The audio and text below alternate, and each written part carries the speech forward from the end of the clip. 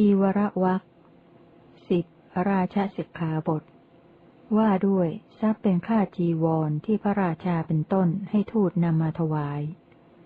เรื่องพระอุปนันทสากยบุตร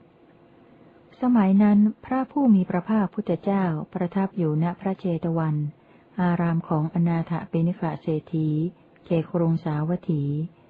ครั้งนั้นมหาอมาตย์อุปถาของท่านพระอุปนันทสากยบุตร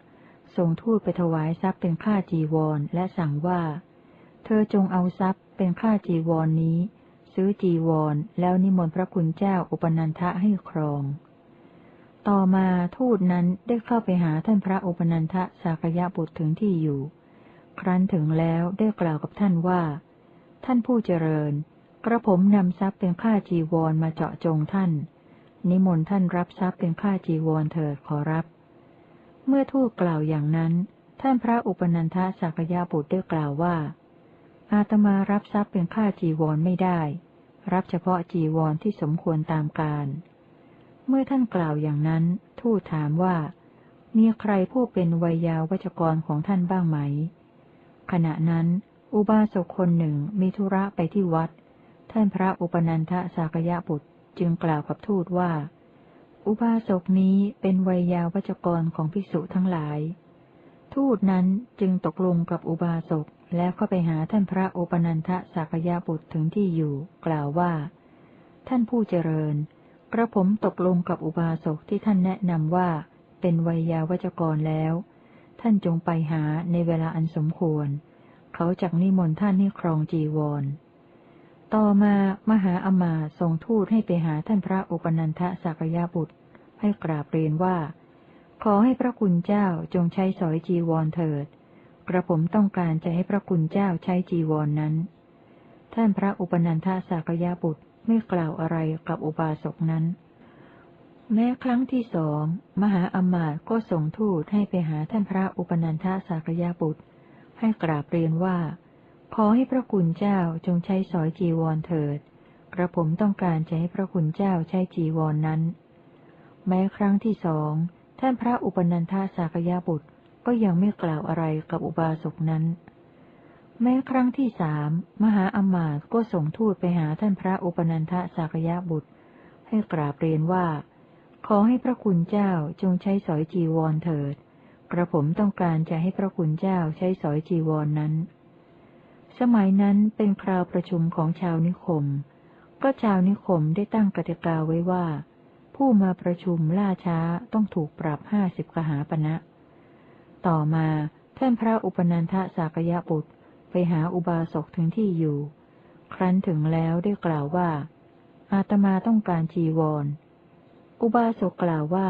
โปรดรอสักวันหนึ่งเถิดขอรับวันนี้เป็นคราวประชุมของชาวนิคมและชาวนิคมได้ตั้งกติกาว่าผู้มาประชุมล่าช้าต้องถูกปรับ50 กหาปณะท่านพระอุปนันทสากยบุตรกล่าวว่าจงถวายจีวรอาตมาวันนี้แหละแล้วยึดชายพกไว้อุบาสกถูกท่านพระอุปนันทสากยบุตรรบเร้า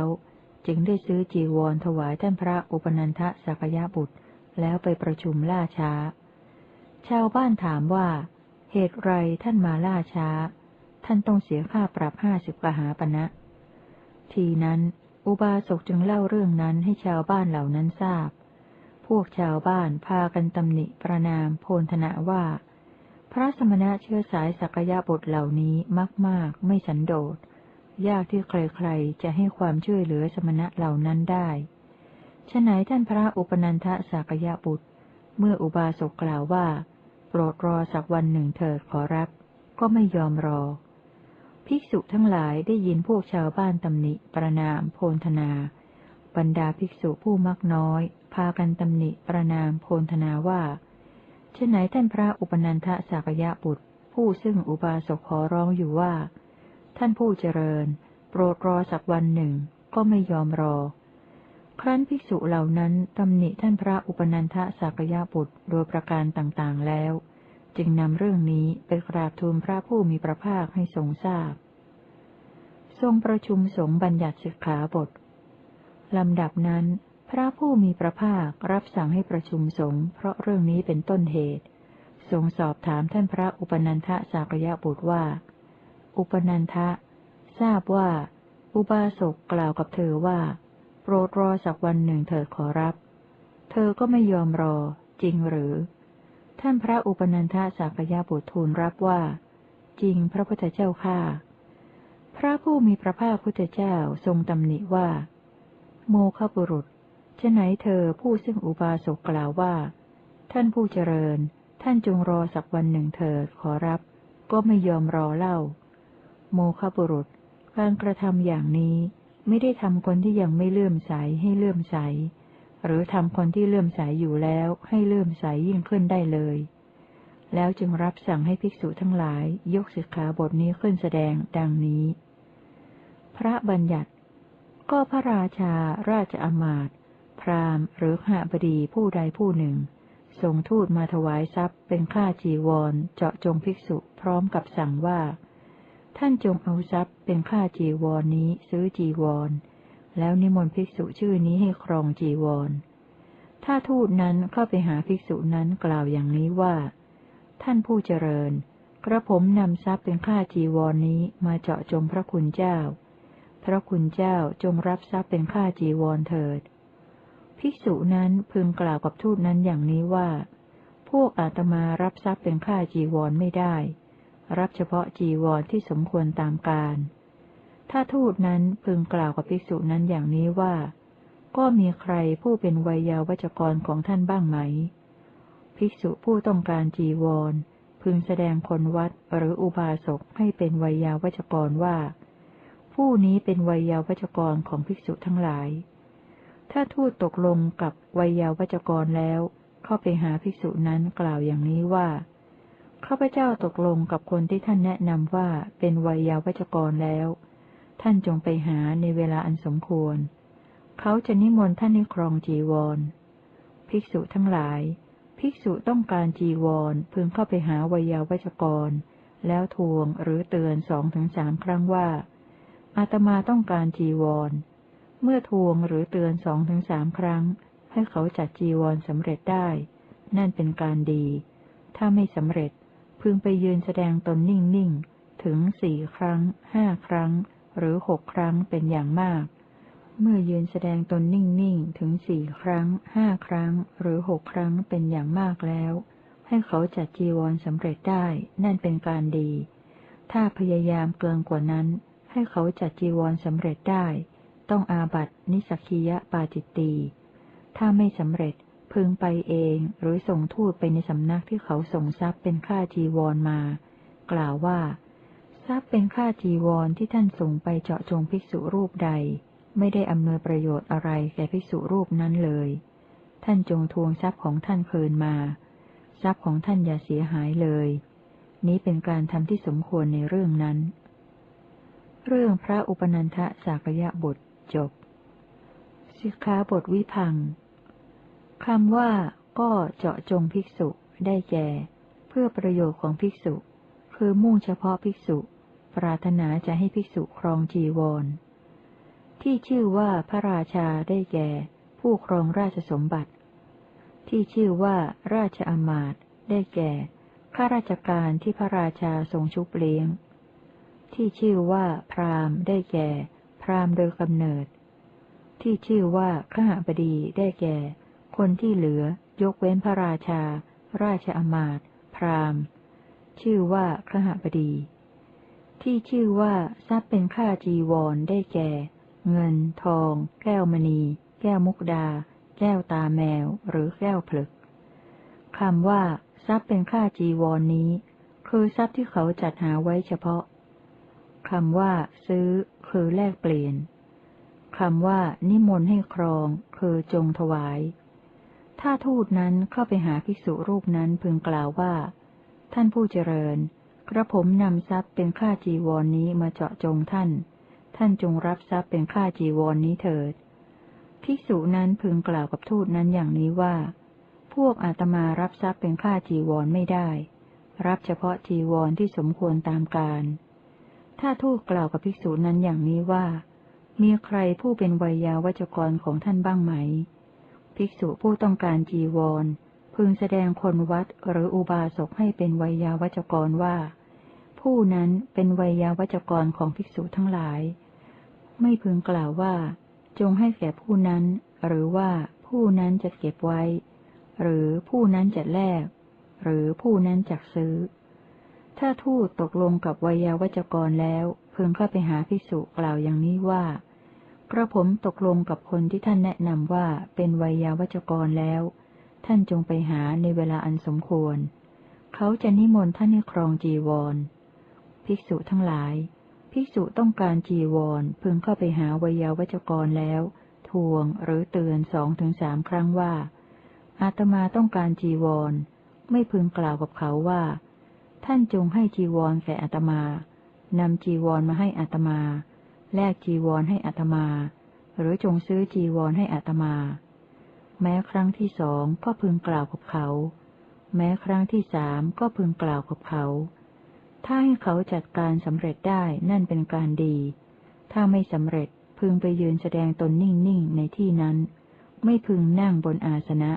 ไม่พึงรับอามิสไม่พึงกล่าวธรรมเมื่อเขาถามว่ามาธุระอะไรพึงกล่าวกับเขาว่าท่านจงรู้เองเถิดท่านนั่งบนอาสนะหรือรับอามิสหรือกล่าวธรรมชื่อว่าตัดโอกาสแม้ครั้งที่2ก็พึงยืนแม้ครั้งที่3ก็พึงยืนทวง4 ครั้งพึงยืนได้4 ครั้งทวง5 ครั้งพึงยืนได้2 ครั้งทวง6 ครั้งแล้วไม่พึงไปยืนถ้าเธอพยายามยิ่งกว่านั้นให้เขาจัดจีวรสำเร็จต้องอาบัตทุกกฎเพราะพยายามจีวรเป็นนิสสักคีเพราะได้มาคือเป็นของจำต้องสละแก่สงฆ์แก่คณะหรือแก่บุคคลภิกษุทั้งหลายภิกษุพึงสละจีวรที่เป็นนิสสักคีอย่างนี้วิธีสละจีวรที่เป็นนิสสักคีสละแก่สงฆ์ภิกษุรูปนั้นพึงเข้าไปหาสงฆ์ห่มอุตราสงฆ์เฉวียงบ่าข้างหนึ่งกราบเท้าภิกษุผู้แก่พรรษานั่งกระโยงประนมมือกล่าวอย่างนี้ว่าท่านผู้เจริญจีวรผืนนี้กระผมให้เขาจัดสำเร็จด้วยอาการทวงเกิน3 ครั้งยืนเกิน6 ครั้งเป็นนิสสักคีกระผมสละจีวรผืนนี้แก่สงฆ์ครั้นสละแล้วพึงแสดงอาบัติภิกษุผู้ฉลาดสามารถพึงรับอาบัติพึงคืนจีวรที่เธอสละให้ด้วยยัตติกรรมวาจาว่าท่านผู้เจริญขอสงฆ์จงฟังข้าพเจ้าจีวรผืนนี้ของภิกษุชื่อนี้เป็นนิสสักคีเธอสละแก่สงฆ์ถ้าสงฆ์พร้อมกันแล้วก็พึงให้จีวรผืนนี้แก่ภิกษุชื่อนี้สละแก่คณะภิกษุรูปนั้นพึงเข้าไปหาภิกษุหลายรูปห่มอุตราสงฆ์เฉวียงบ่าข้างหนึ่งกราบเท้าภิกษุผู้แก่พรรษานั่งกระยงประนมมือกล่าวอย่างนี้ว่าท่านผู้เจริญจีวรผืนนี้กระผมให้เขาจัดสำเร็จด้วยอาการทวงเกิน3 ครั้งยืนเกิน6 ครั้งเป็นนิสสักคีกระผมสละจีวรผืนนี้แก่ท่านทั้งหลายครั้นสละแล้วพึงแสดงอาบัติภิกษุผู้ฉลาดสามารถพึงรับอาบัติพึงคืนจีวรที่เธอสละให้ด้วยกล่าวว่าท่านทั้งหลายจงฟังข้าพเจ้าจีวรผืนนี้ของภิกษุชื่อนี้เป็นนิสสักคีเธอสละแก่ท่านทั้งหลายถ้าท่านทั้งหลายพร้อมกันแล้วก็พึงให้จีวรผืนนี้แก่ภิกษุชื่อนี้สละแก่บุคคลภิกษุรูปนั้นพึงเข้าไปหาภิกษุรูปหนึ่งห่มอุตราสงฆ์เฉวียงบ่าข้างหนึ่งนั่งกระยงประนมมือกล่าวอย่างนี้ว่าท่านขอรับจีวรผืนนี้กระผมให้เขาจัดสำเร็จด้วยอาการทวงเกิน3 ครั้งยืนเกิน6 ครั้งเป็นนิสสักคีกระผมสละจีวรผืนนี้แก่ท่านครั้นสละแล้วพึงแสดงอาบัติภิกษุผู้รับสละนั้นพึงรับอาบัติแล้วคืนจีวรที่เธอสละให้ด้วยกล่าวว่ากระผมคืนจีวรผืนนี้ให้แก่ท่านถ้าทำไม่สำเร็จพึงไปเองหรือส่งทูตไปในสำนักที่เขาส่งทรัพย์เป็นค่าจีวรมากล่าวว่าทรัพย์ที่ท่านส่งไปเจาะจงภิกษุรูปใดไม่ได้อำนวยประโยชน์อะไรแก่ภิกษุรูปนั้นเลยท่านจงทวงทรัพย์ของท่านคืนมาทรัพย์ของท่านอย่าฉิบหายเลยคำว่านี้เป็นการทำที่สมควรในเรื่องนั้นคือนี้เป็นความถูกต้องในเรื่องนั้น บทภาชณีติกะนิสักคียปาจิตตีทวงเกิน3 ครั้งยืนเกิน6 ครั้งภิกษุสำคัญว่าเกินให้เขาจัดจีวรสำเร็จต้องอาบัตินิสักคียปาจิตตีทวงเกิน3 ครั้งยืนเกิน6 ครั้งภิกษุไม่แน่ใจให้เขาจัดจีวรสำเร็จต้องอาบัตินิสักคียปาจิตตีทวงเกิน3 ครั้งยืนเกิน6 ครั้งภิกษุสำคัญว่าหย่อนกว่าให้เขาจัดจีวรสำเร็จต้องอาบัตินิสักคียปาจิตตีทุกกะทุกกฎทวงหย่อนกว่า3 ครั้งยืนหย่อนกว่า6 ครั้งภิกษุสำคัญว่าเกินต้องอาบัติทุกกฎทวงหย่อนกว่า3 ครั้งยืนหย่อนกว่า6 ครั้งภิกษุไม่แน่ใจต้องอาบัติทุกกฎทวงหย่อนกว่า3 ครั้งยืนหย่อนกว่า6 ครั้งภิกษุสำคัญว่าหย่อนกว่าไม่ต้องอาบัติอานาปฏิวาระภิกษุต่อไปนี้ไม่ต้องอาบัติคือ 1. ภิกษุทวง3 ครั้งยืน6 ครั้ง 2. ภิกษุทวงหย่อนกว่า3 ครั้งยืนหย่อนกว่า6 ครั้ง 3. ภิกษุไม่ได้ทวงไวยาวัจกรจัดถวายเอง 4. ภิกษุรับจีวรที่เจ้าของทวงมาถวาย 5. ภิกษุวิกลจริต 6. ภิกษุต้นบัญญัติราชสิกขาบทที่10จบจีวรวรรคที่1จบรวมสิกขาบทที่มีในจีวรวรรคจีวรวรรคมี10สิกขาบทคือ 1. ปฐมกฐินสิกขาบทว่าด้วยกฐินดอกข้อที่ 1 2. อุทโธสิตสิกขาบทว่าด้วยภิกษุเก็บจีวรไว้ในโรงเก็บของว่าด้วยกฐินดอกข้อที่ 2 3. ตติยกฐินสิกขาบทว่าด้วยกฐินดอกข้อที่ 3 4. ปุราณจีวรสิกขาบทว่าด้วยการให้ซักจีวรเก่า 5. จีวรปฏิฆานะสิกขาบทว่าด้วยการรับจีวร 6. อัญญาตกะวิญญาติสิกขาบท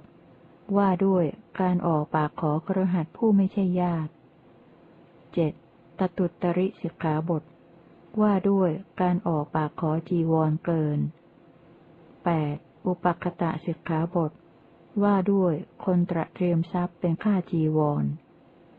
9. ทุติยอุปคตะสิกขาบทว่าด้วยคนตระเตรียมทรัพย์เป็นค่าจีวรข้อที่ 2 10. ราชสิกขาบทว่าด้วยทรัพย์เป็นค่าจีวรที่พระราชาเป็นต้นให้ทูตนำมาถวาย 2.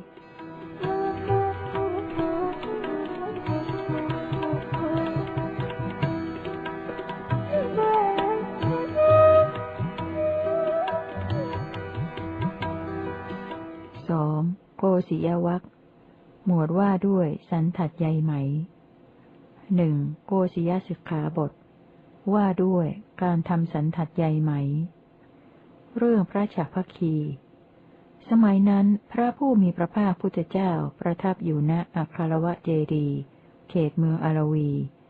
ครั้งนั้นพวกภิกษุฉัพพคีเข้าไปหาพวกช่างทอผ้าไหมแล้วกล่าวอย่างนี้ว่าท่านทั้งหลายพวกท่านจงต้มตัวไหมจำนวนมากให้แก่พวกอาตมาบ้างพวกอาตมาต้องการจะทำสันทัดผสมใยไหมพวกช่างทอผ้าไหมจึงพากันตำหนิประณามโพลธนาว่าฉนัยพระสมณะเชื้อสายสากยบุตรเข้ามาหาพวกเราแล้วกล่าวอย่างนี้ว่าท่านทั้งหลายพวกท่านจงต้มตัวไหมจำนวนมากให้แก่อาตมาบ้างพวกอาตมาต้องการจะทำสันทัดผสมใยไหมดังนี้เล่าอันหนึ่งไม่ใช่ลาภของพวกเราได้ไม่ดีที่ต้องฆ่าสัตว์เล็กสัตว์น้อยเป็นจำนวนมากเพราะการครองชีพเพราะต้องเลี้ยงดูบุตรภรรยาภิกษุได้ยินพวกช่างทอผ้าไหมตำหนิประณามโพลธนาบรรดาภิกษุผู้มักน้อยพากันตำหนิประณามโพลธนาว่าฉนัยพวกภิกษุฉัพพคีจึงเข้าไปหาช่างทอผ้าไหมแล้วกล่าวอย่างนี้ว่าท่านทั้งหลายพวกท่านจงต้มตัวไหมจำนวนมากให้แก่พวกอาตมาบ้างพวกอาตมาต้องการทำสันทัดผสมใยไหมดังนี้เล่า ครั้นภิกษุเหล่านั้นตำหนิพวกภิกษุฉัพพคีโดยประการต่างๆแล้ว จึงนำเรื่องนี้ไปกราบทูลพระผู้มีพระภาคให้ทรงทราบทรงประชุมสงฆ์บัญญัติสิกขาบทลำดับนั้นพระผู้มีพระภาครับสั่งให้ประชุมสงฆ์เพราะเรื่องนี้เป็นต้นเหตุทรงสอบถามพวกภิกษุฉัพพคีว่าภิกษุทั้งหลายทราบว่าพวกเธอเข้าไปหาช่างทอผ้าไหมแล้วกล่าวอย่างนี้ว่าท่านทั้งหลายพวกท่านจงต้มตัวไหมจำนวนมากให้แก่พวกอาตมาบ้างพวกอาตมาต้องการจะทำสันทัดผสมใยไหมดังนี้จริงหรือผู้ภิกษุฉัพพคีทูลรับว่าจริงพระพุทธเจ้าข้าพระผู้มีพระภาคพุทธเจ้าทรงตำหนิว่าโมฆะบุรุษทั้งหลายฉะไหนพวกเธอจึงเข้าไปหาช่างทอผ้าไหมแล้วกล่าวอย่างนี้ว่าท่านทั้งหลายพวกท่านจงต้มตัวไหมจำนวนมากให้แก่พวกอาตมาบ้างพวกอาตมาต้องการจะทำสันทัดผสมใยไหมดังนี้โมฆะบุรุษทั้งหลายการกระทำอย่างนี้ไม่ได้ทำให้คนที่ยังไม่เลื่อมใสให้เลื่อมใสหรือทำคนที่เลื่อมใสอยู่แล้วให้เลื่อมใสยิ่งขึ้นได้เลยแล้วจึงรับสั่งให้ภิกษุทั้งหลายยกสิกขาบทนี้ขึ้นแสดงดังนี้พระบัญญัติก็ภิกษุใดใช้ให้ทำสันทัดผสมใยไหมต้องอาบัตินิสสกิยปาจิตตีเรื่องพระฉัพพคีจบสิกขาบทวิพังค์คำว่าก็ใดคือผู้ใดผู้เช่นใดนี้ที่พระผู้มีพระภาคตรัสว่าก็ใดคำว่าภิกษุมีอธิบายว่าชื่อว่าภิกษุเพราะเป็นผู้ขอนี้ที่พระผู้มีพระภาคทรงประสงค์เอาว่าภิกษุในความหมายนี้ที่ชื่อว่าสันทัดได้แก่ผ้ารองนั่งที่หลอไม่ใช่ทอคำว่าใช้ให้ทำความว่าภิกษุทำเองหรือใช้ให้ทำแซมด้วยเส้นไหมแม้เส้นเดียวต้องอาบัตทุกบทเพราะพยายามสันทัดเป็นนิสสักคีเพราะได้มาคือเป็นของจำต้องสละแก่สงฆ์แก่คณะหรือแก่บุคคลภิกษุทั้งหลายภิกษุพึงสละสันทัดที่เป็นนิสสักคีอย่างนี้วิธีสละสันทัดที่เป็นนิสสักคีสละแก่สงฆ์ภิกษุรูปนั้นพึงเข้าไปหาสงฆ์ข่มอุตราสงฆ์เฉวียงบ่าข้างหนึ่งกราบเท้าภิกษุผู้แก่พรรษานั่งกระยงประนมมือกล่าวอย่างนี้ว่าท่านผู้เจริญสันทัดผสมใยไหมผืนนี้กระผมใช้ให้ทำเป็นนิสสักคีกระผมสละสันทัดนี้แก่สงฆ์ครั้นสละแล้วพึงแสดงอาบัติภิกษุผู้ฉลาดสามารถพึงรับอาบัติพึงคืนสันทัดที่เธอสละให้ด้วยยติกรรมวาจาว่าท่านผู้เจริญขอสงฆ์จงฟังข้าพเจ้าสันทัดผืนนี้ของภิกษุชื่อนี้เป็นนิสสักคี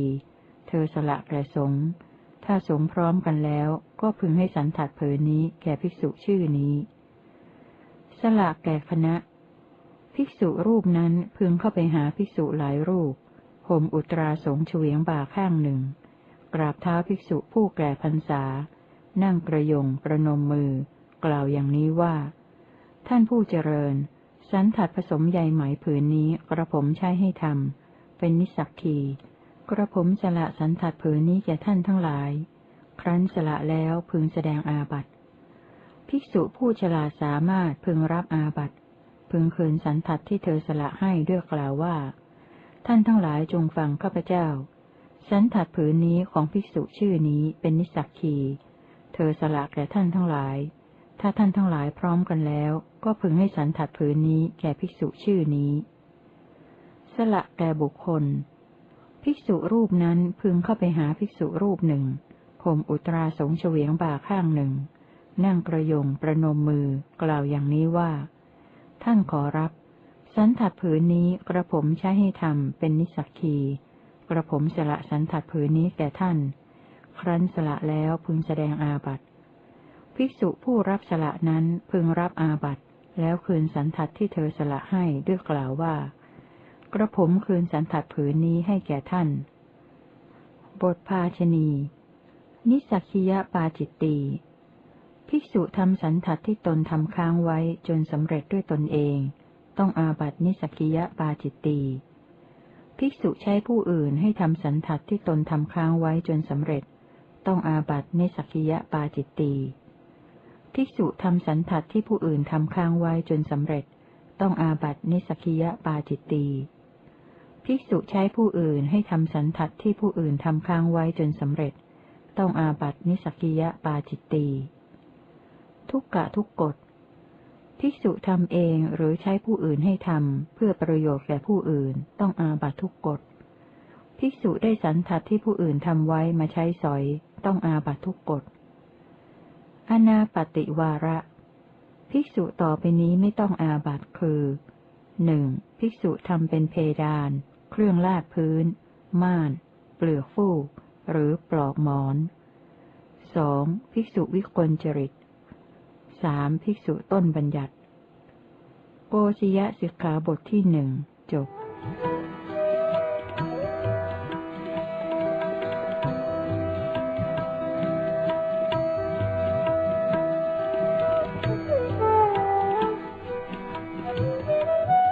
สองโกศิยวรรค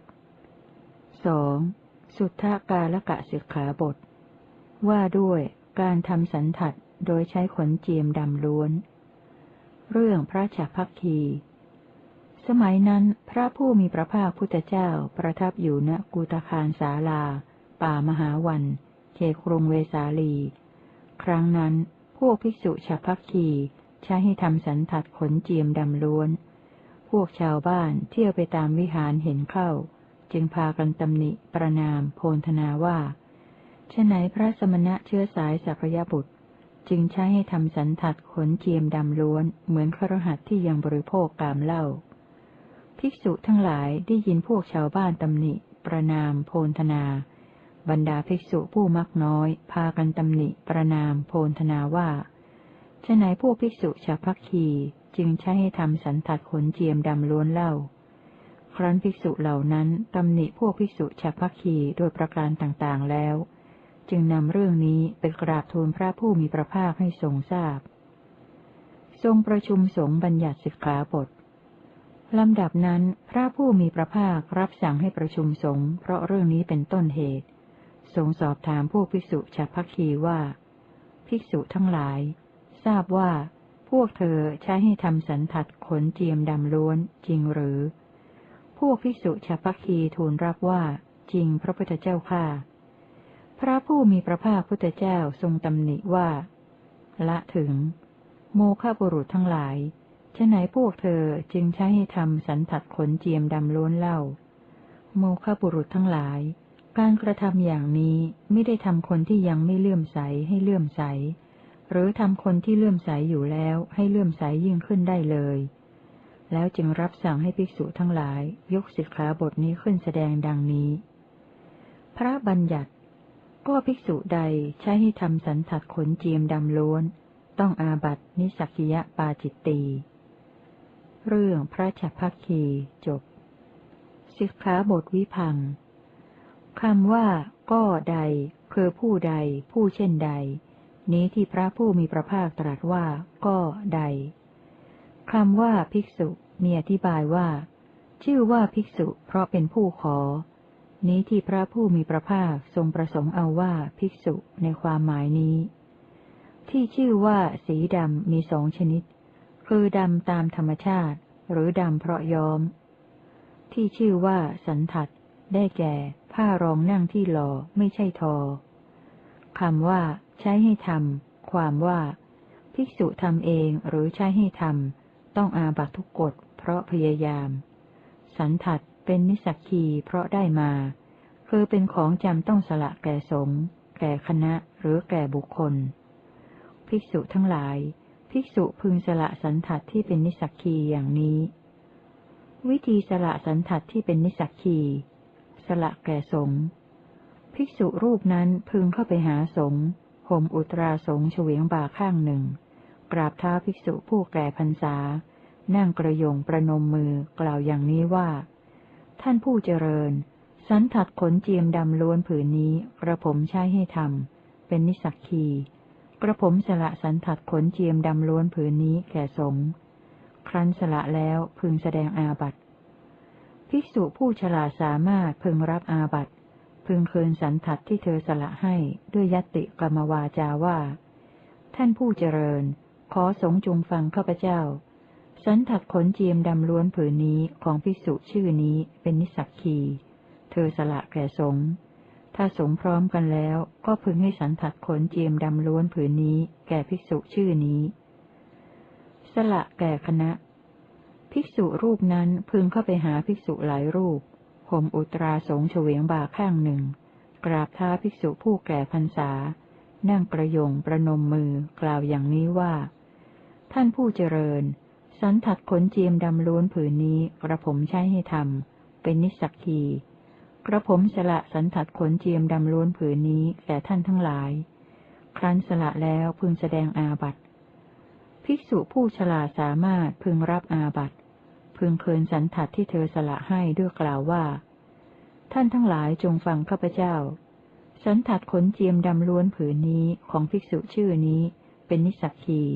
เธอสละแก่ท่านทั้งหลายถ้าท่านทั้งหลายพร้อมกันแล้วก็พึงให้สันทัดขนเจียมดำล้วนผืนนี้แก่ภิกษุชื่อนี้สละแก่บุคคลภิกษุรูปนั้นพึงเข้าไปหาภิกษุรูปหนึ่งห่มอุตราสงฆ์เฉวียงบ่าข้างหนึ่งนั่งกระยงประนมมือกล่าวอย่างนี้ว่าท่านขอรับสันทัดขนเจียมดำล้วนผืนนี้กระผมใช้ให้ทำเป็นนิสสักคีกระผมสละสันทัดขนเจียมดำล้วนผืนนี้แก่ท่านครั้นสละแล้วพึงแสดงอาบัติ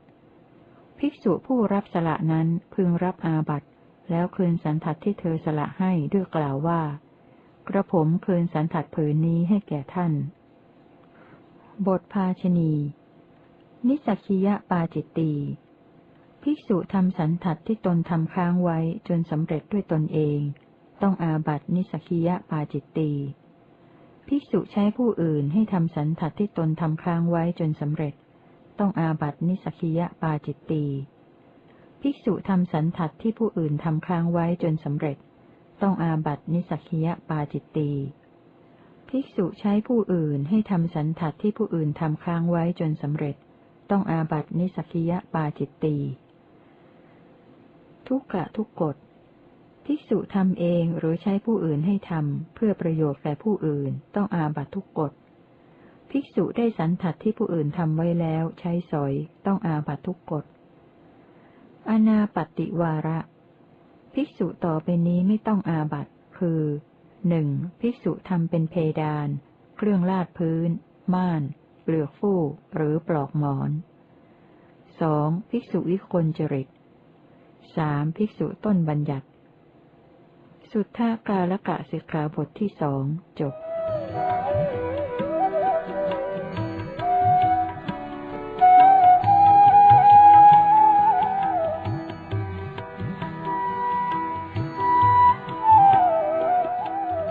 สองโกศิยวรรค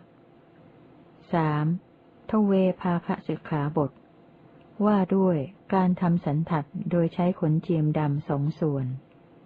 เรื่องพระฉัพพคี สมัยนั้นพระผู้มีพระภาคพุทธเจ้าประทับอยู่ณพระเชตวันอารามของอนาถบิณฑิกเศรษฐีเขตกรุงสาวัตถีครั้งนั้นพวกภิกษุฉัพพคีทราบว่า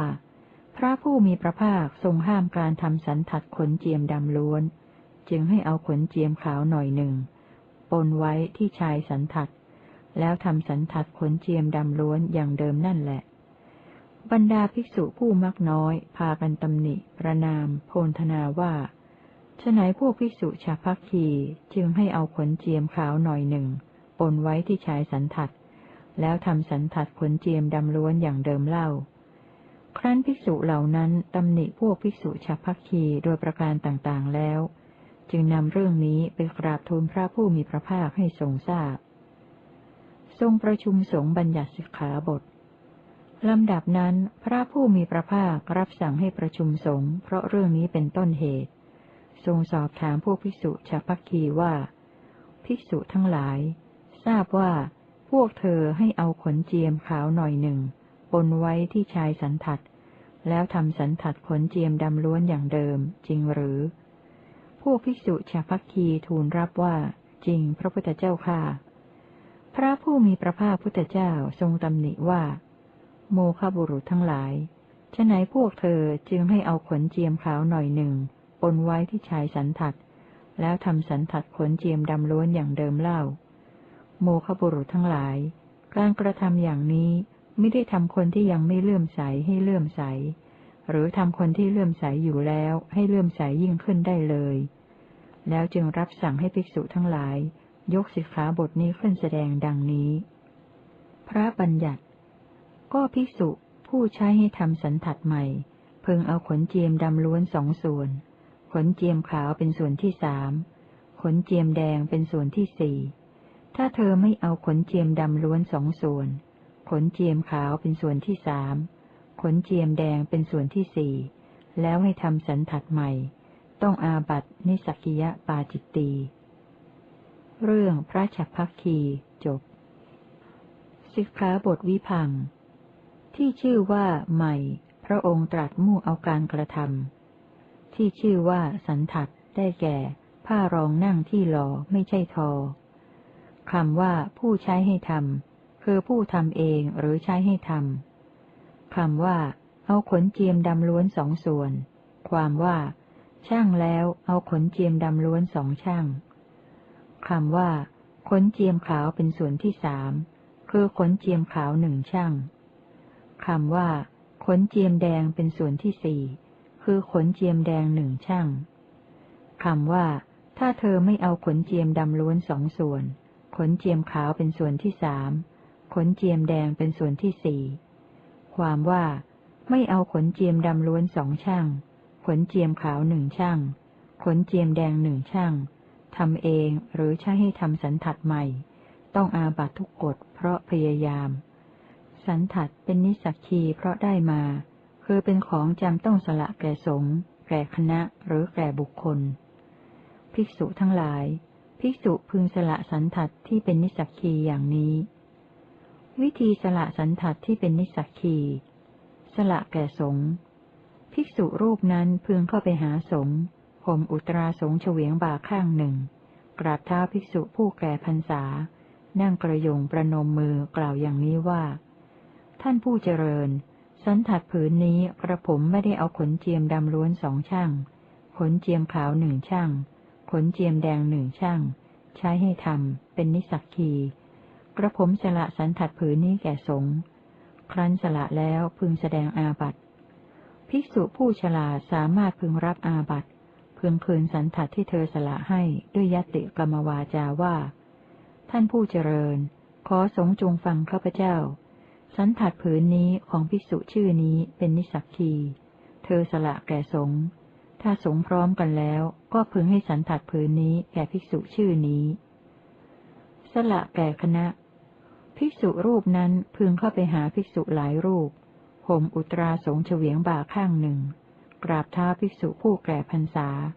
นั่งกระยงประนมมือกล่าวอย่างนี้ว่าท่านผู้เจริญสันทัดผืนนี้กระผมไม่ได้เอาขนเจียมดำล้วนสองช่างขนเจียมขาวหนึ่งช่างขนเจียมแดงหนึ่งช่างใช้ให้ทำเป็นนิสสักคีกระผมสละสันทัดผืนนี้แก่ท่านทั้งหลายครั้นสละแล้วพึงแสดงอาบัติภิกษุผู้ฉลาดสามารถพึงรับอาบัติพึงคืนสันทัดที่เธอสละให้ด้วยกล่าวว่าท่านทั้งหลายจงฟังข้าพเจ้าสันทัดผืนนี้ของภิกษุชื่อนี้เป็นนิสสักคีเธอสละแก่ท่านทั้งหลายถ้าท่านทั้งหลายพร้อมกันแล้วก็พึงให้สันทัดผืนนี้แก่ภิกษุชื่อนี้สละแก่บุคคลภิกษุรูปนั้นพึงเข้าไปหาภิกษุรูปหนึ่งห่มอุตราสงฆ์เฉวียงบ่าข้างหนึ่งนั่งกระยงประนมมือกล่าวว่าท่านขอรับสันทัดผืนนี้กระผมไม่ได้เอาขนเจียมดำล้วนสองช่างขนเจียมขาวหนึ่งช่างขนเจียมแดงหนึ่งช่างใช้ให้ทำเป็นนิสสักคีกระผมสละสันทัดผืนนี้แก่ท่านครั้นสละแล้วพึงแสดงอาบัติภิกษุผู้รับสละนั้นพึงรับอาบัติแล้วคืนสันทัดที่เธอสละให้ด้วยกล่าวว่ากระผมคืนสันทัดผืนนี้ให้แก่ท่านบทภาชณีนิสสักคียปาจิตตีภิกษุทำสันทัดที่ตนทำค้างไว้จนสำเร็จด้วยตนเอง ต้องอาบัตินิสสกิยปาจิตตีภิกษุใช้ผู้อื่นให้ทำสันทัดที่ตนทำค้างไว้จนสำเร็จต้องอาบัตินิสสกิยปาจิตตีภิกษุทำสันทัดที่ผู้อื่นทำค้างไว้จนสำเร็จต้องอาบัตินิสสกิยปาจิตตีภิกษุใช้ผู้อื่นให้ทำสันทัดที่ผู้อื่นทำค้างไว้จนสำเร็จต้องอาบัตินิสสกิยปาจิตตีทุกกะทุกกฎภิกษุทำเองหรือใช้ผู้อื่นให้ทำเพื่อประโยชน์แก่ผู้อื่นต้องอาบัตทุกกฎภิกษุได้สันทัดที่ผู้อื่นทำไว้ใช้สอยต้องอาบัตทุกกฎอานาปฏิวาระภิกษุต่อไปนี้ไม่ต้องอาบัตคือหนึ่งภิกษุเอาขนเจียมขาว1 ชั่งขนเจียมแดง1 ชั่งปนแล้วทำสองภิกษุเอาขนเจียมขาวมากกว่า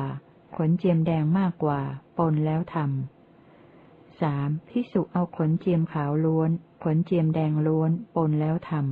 ำสี่ภิกษุทำเป็นเพดานเครื่องลาดพื้นม่านเปลือกฟูกหรือปลอกหมอนห้าภิกษุวิกลจริตหกภิกษุต้นบัญญัติทเวภาคสิกขาบทที่3จบ